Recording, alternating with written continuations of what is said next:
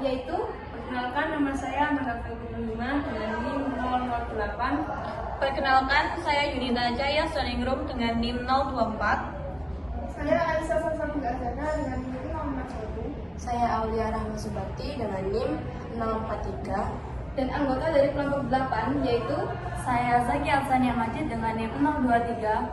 Saya Zaliana Octavia dengan NIM 026. Saya Muhammad Gazawanuddin, NIM 032. Saya Putri Eka Witayanti dengan NIM 012. dan saya Afia Chandra Ayu Rahman dengan NIM 016. Kami akan menyampaikan materinya di slide berikutnya. Bye. Kami akan menjelaskan bagian dari sel hewan.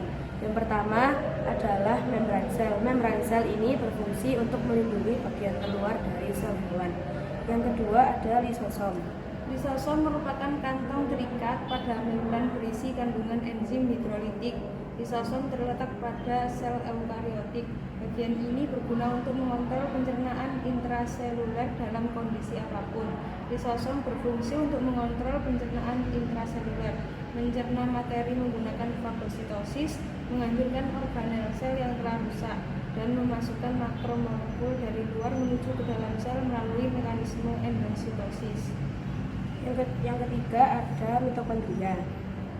Mitokondria adalah organel terbesar sebagai mesin dalam sel. Organel ini memiliki dua bagian lapis membran berlekuk yang disebut dengan istilah kritas. Di dalam mitokondria, glukosa dan oksigen saling bekerja sama untuk membentuk energi yang dibutuhkan. Yang keempat ada sentrosom. Sentrosom adalah organel sel yang berfungsi aktif pada pembelahan sel dan hanya terdapat pada sel hewan. Sentrosom merupakan wilayah yang terdiri dari dua sentriol, sepasang sentriol yang terjadi ketika pembelahan sel, di mana nantinya tiap sentriol ini akan bergerak ke bagian kutub-kutub sel yang sedang membelah. Yang kelima ada badan Golgi. Badan Golgi atau juga dikenal dengan sebutan aparatus Golgi merupakan organel yang berkaitan dengan fungsi ekskresi sel hewan. Posisinya tepat berada pada sel eukariotik yang berperan dalam proses ekskresi seperti ginjal. Bentuknya seperti kantong pipi dengan ukuran bervariasi dan terikat oleh membran. Setiap sel hewan memiliki sekitar 10-20 badan Golgi. Yang keenam ada retikulum endoplasma. Retikulum endoplasma adalah organel yang dapat ditemukan pada sebuah sel eukariotik.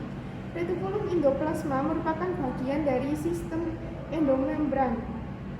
Retikulum endoplasma merupakan labirin membran yang sedemikian banyak sehingga retikulum endoplasma ini merupakan separuh lebih dari total membran dalam sel-sel eukariot. Yang ketujuh ada badan mikro. Badan mikro adalah organel sel berbentuk bulat, memiliki membran dan berisi kristal protein. Badan mikro terbesar di sitoplasma. Ada dua macam badan mikro, yaitu peroksisom dan glioksisom. Peroksisom terdapat pada sel hewan dan tumbuh. Yang kedelapan ada ribosom. Ribosom merupakan organel berukuran kecil dan padat yang ada di dalam sel dan berfungsi sebagai tempat sintesis protein. Ribosom terdapat di dalam sitoplasma dan menempel di membran retikulum endoplasma saat berlangsung proses sintesis protein. Dan yang terakhir adalah inti sel.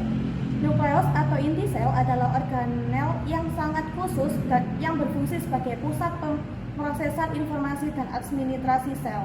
Inti sel memiliki dua fungsi utama, yaitu mengendalikan seluruh kegiatan dalam sel dan menyimpan materi herediter sel atau DNA.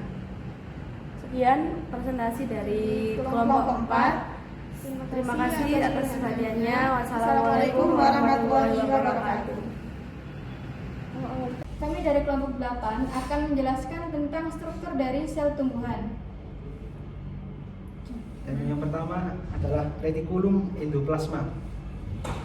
Retikulum endoplasma adalah sistem angkutan untuk berbagai macam molekul di dalam sel dan bahkan antar sel melalui plasma desmata. Struktur organel sel tumbuhan ini terdiri dari dua jenis, yaitu kasar dan halus. Memiliki susunan yang menyerupai kantung berlapis-lapis disebut cisternae. Lalu yang kedua, badan Golgi. Badan Golgi awalnya ditemukan oleh ahli histologi dan patologi berkebangsaan Italia yang bernama Camillo Golgi. Pada sel tumbuhan, badan Golgi disebut sebagai dictyosome. Lalu yang ketiga, kloroplas. Kloroplas adalah struktur organel sel tumbuhan yang memberikan warna hijau dan berperan penting dalam fotosintesis. Kloroplas mengandung pigmen hijau yang disebut klorofil. Fungsi klorofil adalah menyerap energi matahari agar tumbuhan dapat mengubah air dan karbon dioksida menjadi glukosa dan oksigen. Yang keempat yaitu vakuola.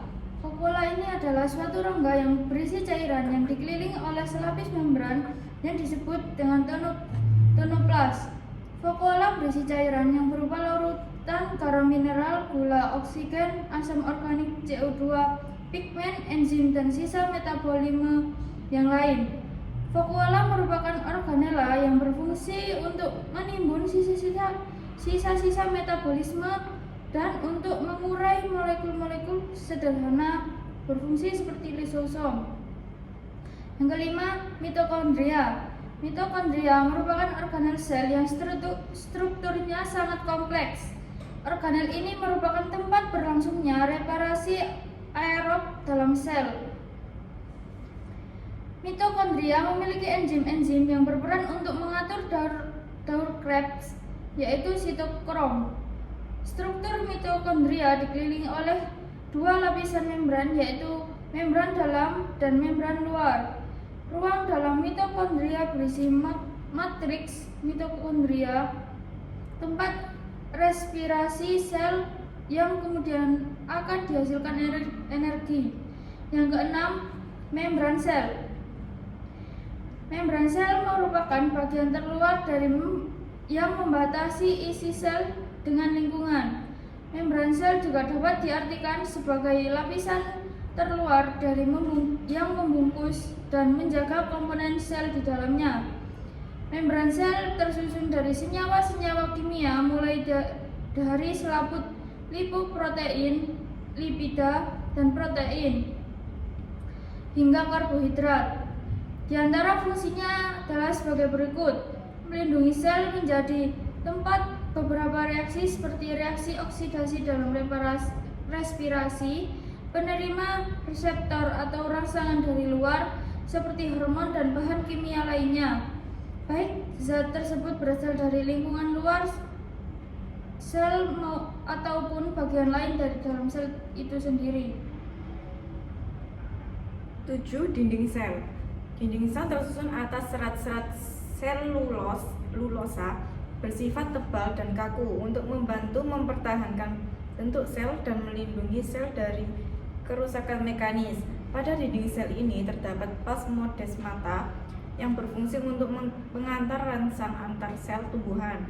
Fungsi dinding sel diantaranya melindungi sel tumbuhan, mempertahankan bentuk sel, mencegah absorpsi air secara berlebihan. 8. Sitoplasma. Sitoplasma adalah cairan sel yang mengisi ruangan antara membran sel dengan inti sel.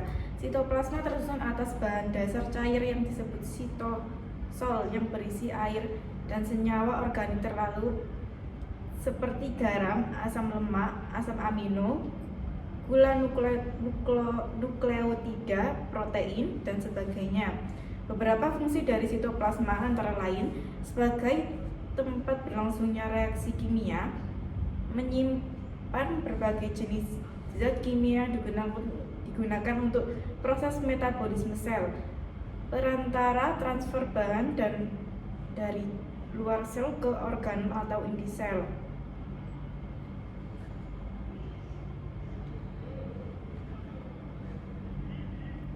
Yang kesembilan adalah amiplas atau plastida. Plastida adalah organel yang berisi pigmen yang menghasilkan warna.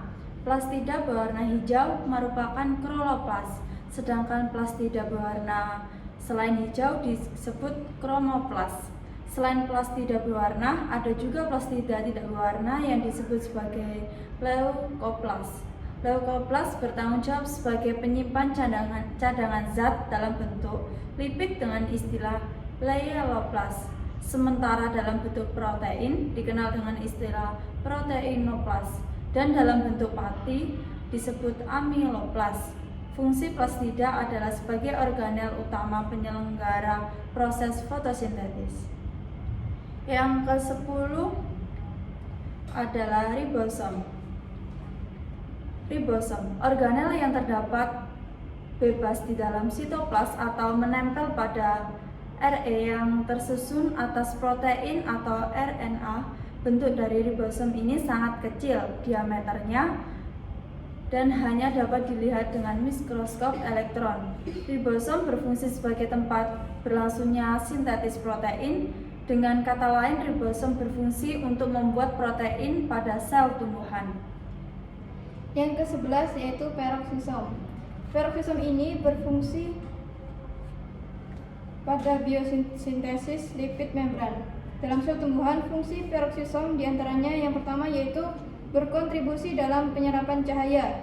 Yang kedua, berperan dalam memecah asam lemak menjadi molekul yang kecil. Yang ke-12 adalah nukleus. Nukleus atau disebut juga inti sel merupakan organel sel terbesar yang mengandung informasi genetik berupa DNA dan berbentuk bulat hingga oval tergantung jenis selnya. Nukleus terdiri dari membran inti, nukleoplasma, kromosom, dan nukleolus, di mana bagian-bagian tersebut saling berkaitan dan bekerja sama dalam menjalankan fungsi nukleus. Adapun fungsi dari nukleus yaitu 1. Mengendalikan proses berlangsungnya metabolisme dalam sel. 2. Menyimpan informasi genetik ini pada kromosom yang membentuk DNA. Ketiga, mengontrol pertumbuhan sel. Dan yang terakhir, tempat penyimpanan protein. Baik, itu dia struktur dari sel tumbuhan. Sekian dan terima kasih. Baik, materi telah selesai kami sampaikan. Semoga dapat diterima dan bermanfaat. Sekian dan Terima kasih. Wassalamualaikum.